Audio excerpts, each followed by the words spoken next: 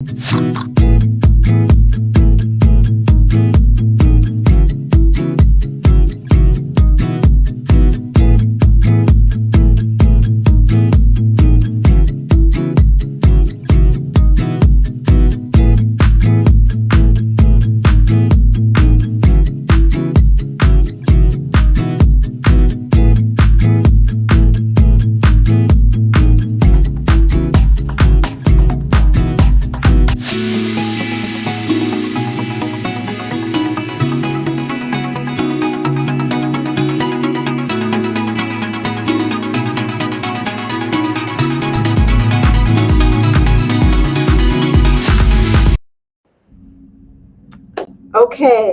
happy Wednesday, everyone.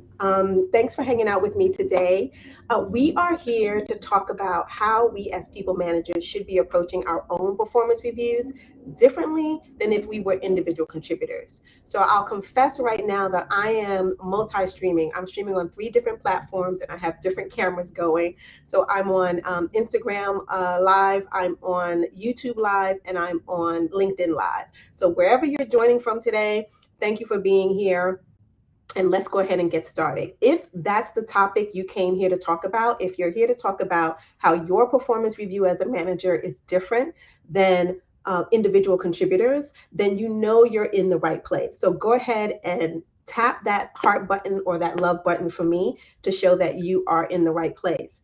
That'll be our way of showing everyone who's here now and whoever watches on the replay that they're in the right place too. Okay, so before we get into our topic of the day, one of the things that I'm really passionate about is supporting female leaders. I've built my entire business on that.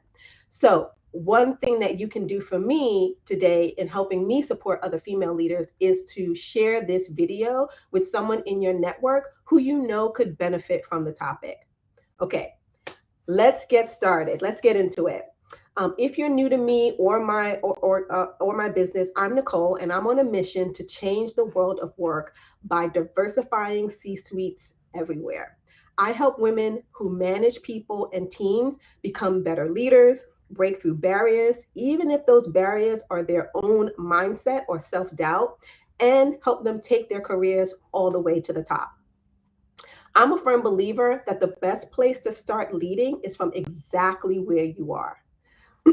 So, and that every day we have the opportunity to be great, right? It's a choice. We either opt to step into our greatness or we don't. So, today we're going to step into our greatness by talking about how we can get the most out of our own performance reviews as people managers. So, let me share a little story, a personal story with you. Long before I had a family of my own, I was a people manager. I started managing people at work in my mid 20s, and I didn't fall in love and get a partner until I was in my early 40s. So I threw all my time, my energy, passion, and protectiveness into helping and supporting my teams. My mindset has always been that if I take care of my team, they'll take care of me and everything will be better. And better can mean different things, right? It could mean that they will perform their roles better. It could mean that they'll go the extra mile or put in extra effort. It could mean that they'll be happier at work, which we all want to be. It could mean, in some cases, that they like me, right? Which, in some points, excuse me, in my career, that was really important to me to have my team like me. Sometimes better meant that we'd hit all of our goals. For you, better might be one or all of those things, or it might be something completely different. Excuse me, but the underlying principle is still the same. As people managers and people leaders, we want to make sure that our teams are not just surviving, but they're thriving, right? If you agree with that and that's you, if you're a people leader and you want to ensure that how you support your teams help them to thrive, not just survive, then put a thumbs up in the chat. Sometimes we do for our teams purely out of altruistic reasons. And other times it's strategic. Yet for us as women managers, it's very common for us to put ourselves last. We do the same thing at work that we tend to do at home. So we care so much for our teams and for our team success, that we put our own needs, our own priorities, and our own aspirations on the back burner. And I was certainly guilty of that unknowingly for years. I thought I was being a good manager, and I definitely was, but I was also sabotaging my own career growth because I was so focused on spotlighting my team that no one saw or heard about my specific contributions. And there's the big difference. As a people manager, you have two responsibilities. You have a responsibility to spotlight your team, to hold them up, right? To make sure they are respected and rewarded for all of their contributions, which most of us rush to do. But what we usually fail to do is we fail to do the same thing for ourselves because we're either scared or we're modest or we simply forget. We don't spotlight our own contributions. Because if we're busy rallying for our team, then I have to ask the question, who is rallying for us? The answer should be you. It has to be you, right? Even if your boss knows about your contributions, or you have a mentor, or maybe you have a sponsor that verbally supports and advocates for you, you still have to do it too. Because no one will advocate for you like you will. No one knows the ins and outs of your job and your responsibilities. No one is there with you day to day to see everything that you take on. They may see the end result, but they don't see the journey. They don't know the journey. And that's where all the meat is. That's where all the juice is. So if you do only one thing differently as you approach your performance review discussion this year, then make sure you do this. Acknowledge. Let me say that again. Acknowledge. For every item you discuss with your manager, acknowledge out loud which aspect of that was done by a team member and which aspect of that was done by you. Let me give you an example. In my last role, we were responsible, myself and my team were responsible for setting up a new center of expertise. It was a change management center of expertise. The organization had never done that before. The organization was a 40,000 people, $5 billion organization. It was a regional organization going through tons and tons of change, yet had never had change management experts or a change management center of expertise. So we stood one up. I originally had the vision. I saw that there was a gap there. I saw that there was a hole that needed to be plugged. I also recognized that the amount of change we were going to go through was going to even as much as we were going through that change, going through changes at that point in time, it was going to escalate. It was going to get, we were going to have more change versus less. So I saw the whole, I had the vision.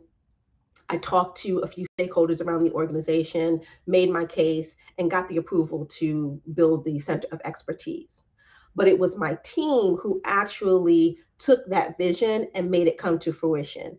They worked for almost a year. So 6 months we started to put things out, but the full center of expertise wasn't established until a year's time. There were 5 dedicated people to it. They did all the research. They went out and talked to other organizations who had successfully stood up centers of expertise. They got the knew what the best practices were. They did the due diligence in terms of setting up new processes, protocols, artifacts. Like they did the work, right? And at the end of the day, what we delivered to the organization, everybody loved, but they only saw the end result. They didn't see all the work that went into getting there. So of course, when I went to go talk to my boss at the end of the year, my performance review, I had to make sure that I highlighted that team's work. Right?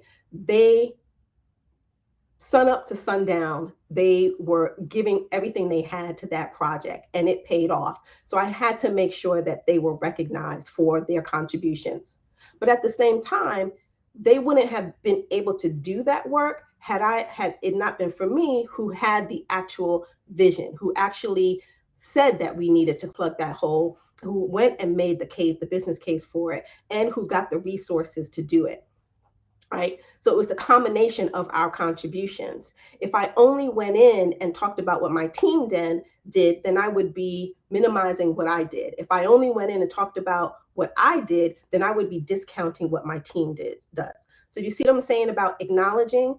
Acknowledging your contributions separate from your teams is one way for you to spotlight them while you're also spotlighting yourself, and it minimizes assumptions made by others. Can you see that? If you see the difference, if you see the distinction I'm making there, please go ahead and tap the love button or give me a thumbs up. Now, acknowledging is the first and very important step for you to take. And I think many of us think that if we do one or the other, we are, somehow jeopardizing or doing something discrediting others, right? So if we normally would go in and talk about or highlighting our team, which feels easier for us, right? It's easier for me to actually big up my team and give them the credit and kudos than it is necessarily to do that for myself.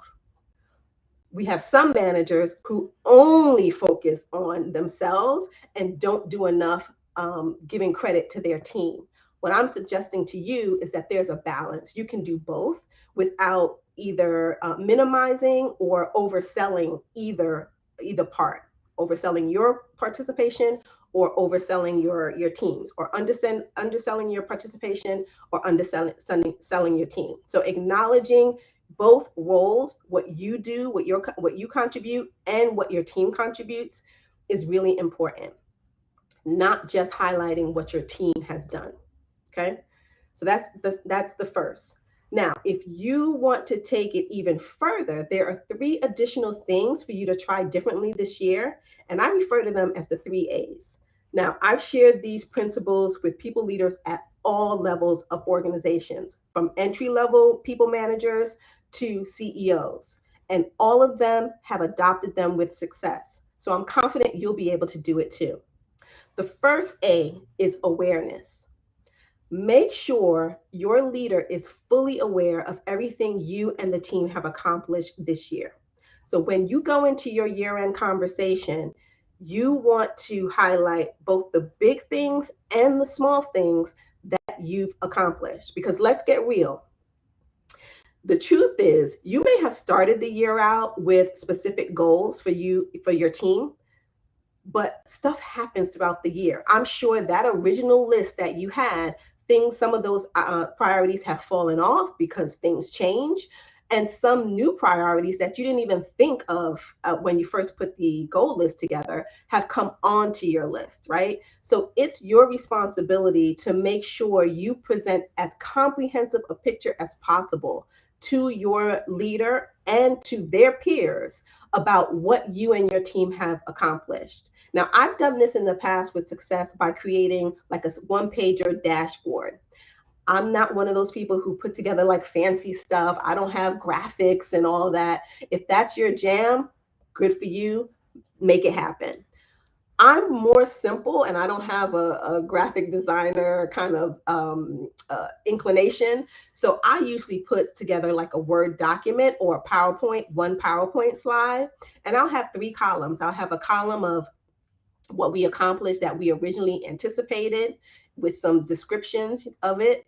I will have a column of what we didn't anticipate and projects that came onto our plate somewhere midway through the year, and then I'll have a column of things I'm particularly proud of. So either it took extra effort or we had to be extra creative, something, whatever I want to spotlight or highlight for my leader.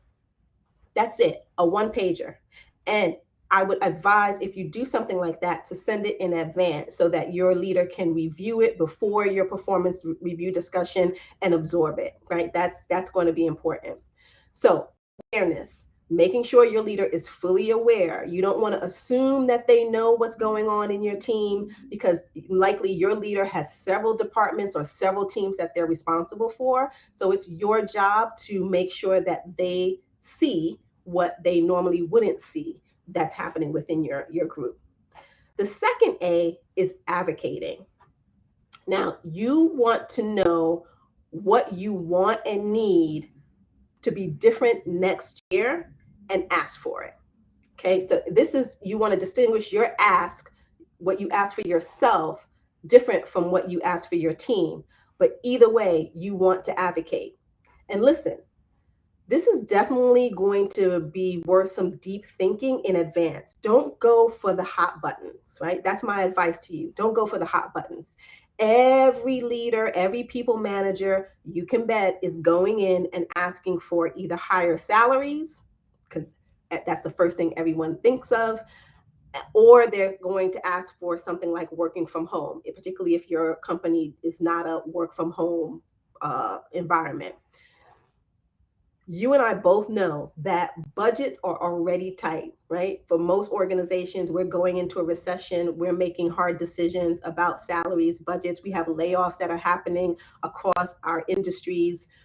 If you know that, then you may not want to lead with, hey, for next year, I want to give these 5 people significant salary increases, because you already know the chances of you getting that approval is going to be slim, no matter how hard you advocate. So, what I advise is for you to think creatively, think of different things that would be of value to your team and to you, and advocate for those. So, it may not be direct salary dollars, but they may still have a cost associated with it. And your company is willing to do that, then increase the salary. So, for example, a couple of roles ago, I went in and I had a team of about 50 people. These were individuals who were highly visible across the organization. They traveled from location to location. They did presentations all the time, but their technology was crap. And so I knew at the time that budgets were tight in terms of salary budgets, but I went in and asked for new laptops for everyone, right? For all 50 of my team members. Is there a cost associated with it? Yes. Is it a frontline cost? No, right? Because it's not salary. So and it could be, technology can be written off. So it helped my team. They thought that it was the bee's knees, right? Because they had been suffering through using old and outdated technology. So when they got the new laptops, they were overjoyed. And my boss didn't have to go and ask for additional salary dollars. I was able to please both sides. So that's an example of thinking creatively. Another time I went and asked for training, certifications for my team. They were people who really love to learn. And we were in a field where certifications really counted for a lot, not necessarily your degrees, but your certifications did. And so I was able to negotiate bringing in 2 different certification programs for the team that helped them and helped the organization, but it also help my team members be more marketable. Not like I wanted them to leave, but having those certification gave them some gravitas, right? So those are 2 examples of how you can advocate for things that are meaningful for your team, but not necessarily something like salaries where you know your organization is highly likely to say no. Not that I'm saying don't ask for salaries, but if you know you're in an environment where salary, it's already been communicated that merit increases or bonuses are going to be very small this year, or it's already been communicated that they don't have a high tolerance for working from home, then I would advise you to advocate for things other than those 2, or be prepared to advocate for things other than what you already know or you're going to meet resistance on. Okay, the third A is ascend. Now, this is one that's really focused on you, not necessarily a split between you and your team. You want to leave the conversation, your performance review conversation with your boss, manager, leader, at least one step closer to your next professional goal. Because so many of us don't necessarily leverage the time to talk about our performance, we're so busy highlighting our team's performance. Your approach this year should include having a direct conversation or dedicating a piece of your performance review conversation to what your boss or how your boss can help support you toward your next goal. Your next professional goal might be a promotion. It might be just a professional training. It could be that you're thinking about exiting the organization or moving to a different team. Whatever it is, I would encourage you not to leave your year end conversation without getting your manager's support in helping you to achieve that next level. Okay, so I'm going to open the floor up for questions in a second, but before I do that, let's recap. Okay, year end conversations for people managers should be approached differently than if you're not a people manager, because the biggest difference is that as people managers, we have the dual responsibility of highlighting accomplishments for both our teams and for ourselves. And we shouldn't allow others, including our own leader, to assume what role we've played in our group's accomplishments. Instead, in the year end conversation, if you do nothing else, explicitly acknowledge your contributions versus your team's contributions for each of the accomplishments you discuss. This allows you to positively stand out while simultaneously spotlighting your team. And it moves you away from the trap of unintentionally discounting and minimizing what you've done throughout the year. No matter what we've been told, it is not cool or heroic to sacrifice yourself, your goals, or your dreams for your team or your organization.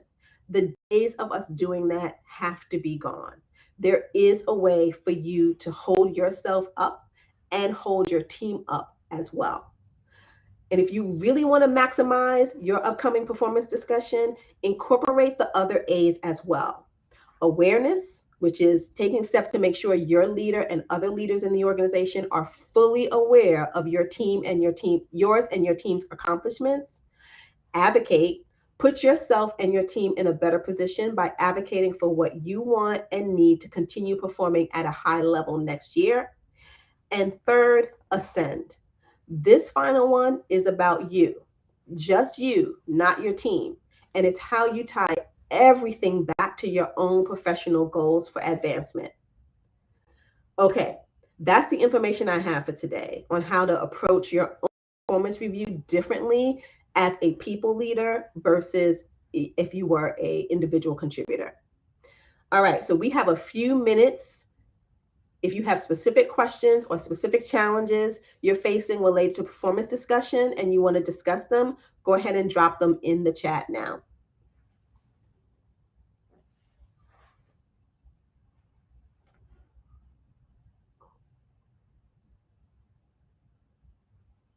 Okay. All right, so it looks like no one has any specific, any burning questions. So thank you guys for joining me today. I am actually I've made a commitment to myself and to you as part of my community to start doing more lives. So I'm going to be shooting to do weekly lives from now on. I hope you'll be able to join me as I move forward. And if you have any questions, if you get off today's live and you think of any questions, or you have a certain situation where you're wondering, how can I approach this in my year-end conversation with my leader, and you want to talk about it, don't hesitate to DM me. I love this stuff. It's my jam. And I'd love to be your thought partner and as you move forward with your year-end discussions. Okay. Thank you, everyone. And I look forward to seeing you next time.